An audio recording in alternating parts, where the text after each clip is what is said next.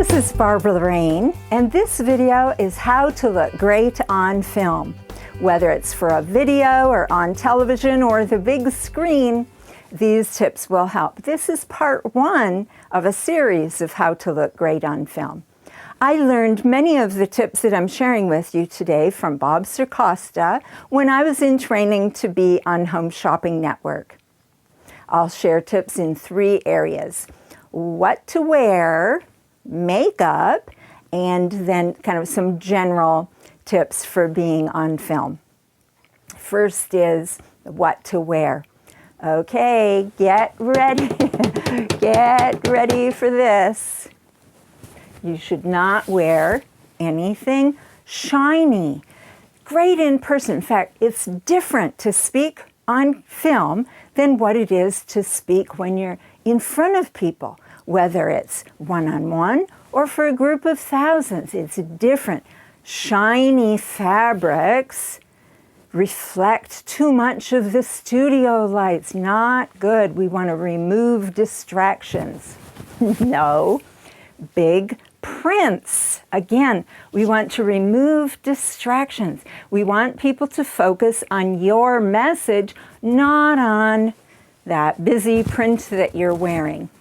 For whatever reason, plaids like I'm wearing and stripes drive the camera bonkers. So they gotta go. You don't want to do that either. And then to wear white, look at how it washes me out. Now, all of these tips are situational. Depends on your skin tone, depends on things. So of these tips, you have to see what's going to work best for you. But a white shirt does not work. So we get rid of that. Now, what does work is a solid color. Could be red, could be green, could be blue, could be black. So that answers the question that a lot of people ask me. Is black okay? Yes, it is. Then also another good idea, because have you ever heard of Murphy's Law? And just think of it. If you're going to be on television or filmed for on the big screen, that's exactly the kind of time that Murphy's Law likes to strike, right? So bring an extra outfit so that you're prepared for the worst case scenario. So I've shared with you tips about what to wear. Now let's talk about makeup. And remember, this is part one. You'll get more tips in the next video, part two, on how to look great on film. So the next one is about makeup. Begin with eye drops. You don't want your eyes to be red. You want to be bright-eyed and bushy-tailed, and the eye drops can at least help you in the department of being bright-eyed. You'll want to wear foundation on your face, under your eyes, your neck, your chest, your hands. Pretty much, if you're going to have skin showing, you should have foundation on that area. And of course, then powder, anywhere that your skin might end up being shiny. Yes, your chest too. You want to get rid of the distraction of shininess, especially in the studio lights. Then we come to your eyebrows. If you have any bushiness or whatever, trim those eyebrows. If they're going to be showing, check. Are there any hairs that people might get distracted by in your ear, or, sorry, but in your nose too? And while we're on the subject of eyebrows, once you've trimmed, you'll want to fill in. And this might be a good time for you to actually go to a professional and have them shape your eyebrows. show you how to do it yourself, because what they say is true. The brows are the frame for the face. Not mine, I've got bangs, but probably for you. Next, we come to your teeth. Of course you want white teeth when you're going to be in high def, whether it's on television or especially on the big screen. The whitening strips, and there are many products to whiten your teeth. Many of them take a couple of weeks to work. If you need white teeth today, consider a tooth enamel paint. Yes, paint. Now, you may not be able to get it at your local drugstore or beauty store. Just have it on hand for when you need it, because if you have it and you don't need it, that's fine. But if you need it and you don't have it, well, not so good. Next, then, we'll talk about women's lip color.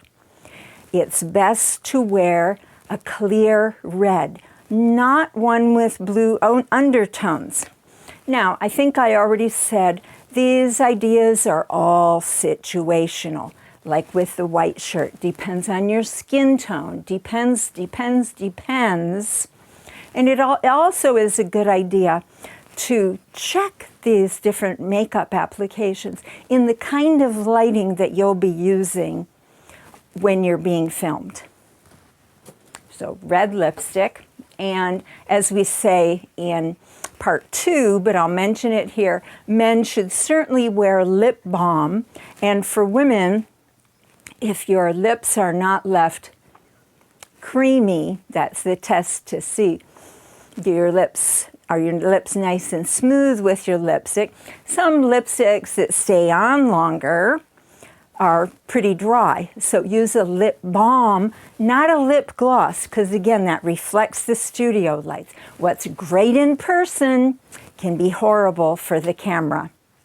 Also, a nice tip that I love to use is a little light or even white, like I have here, in the corner of your eyes and under your brows.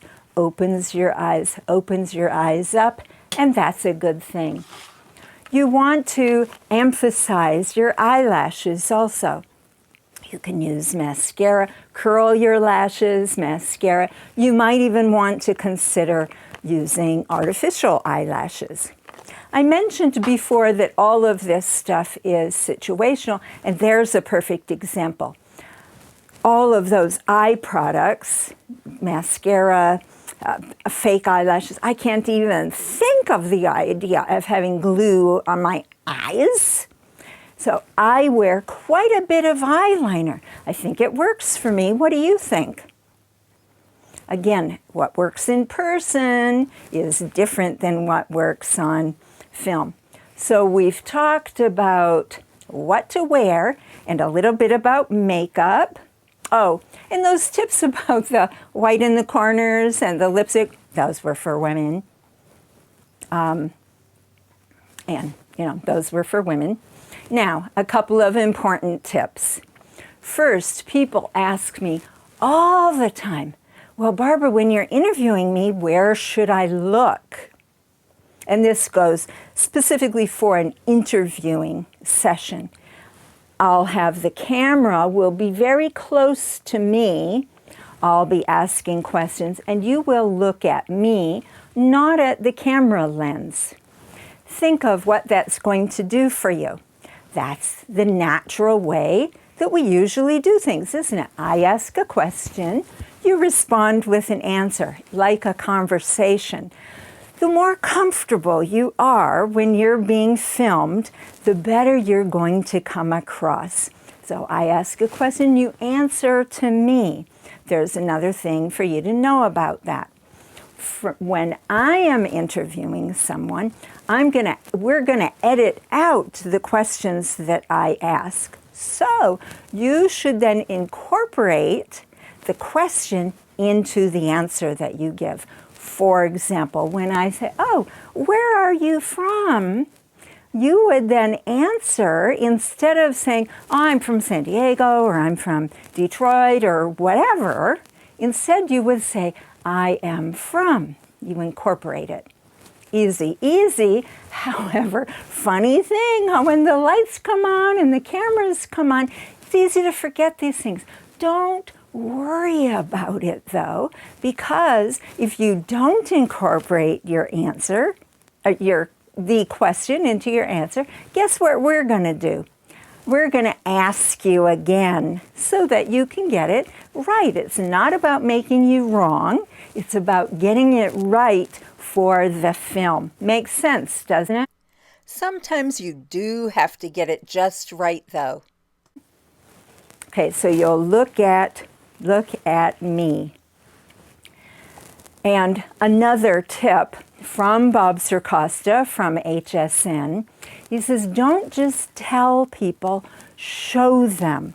In fact, one of the great tips for how to get on television on a morning show or whatever, on a news show, is to let them know that you're going to bring props and you're going to do a demonstration, because that engages the audience more. It's more interesting visually. It helps people remember more. And here's what is a really great thing about it. It helps you remember what are you going to be talking about next. Use this video that I did as an example. Notice that I had layers and layers, scarves and shirts and other stuff, jackets on. I didn't have to remember. I knew, oh, next is we're not going to use patterns. Next is we aren't going to use plaids. Easy for me to remember. When it came to the makeup, I had to remember all of those different products and in order, but I didn't have to remember because they were sitting there and those props told me, oh, Barbara, I'm next, because you set them up. You set them up in a row in the order that you're going to use them, and boom, easy peasy. I've shared ideas with you in this video about how to look great on film, about what to wear, about makeup, and then another few tips about the camera work and being interviewed.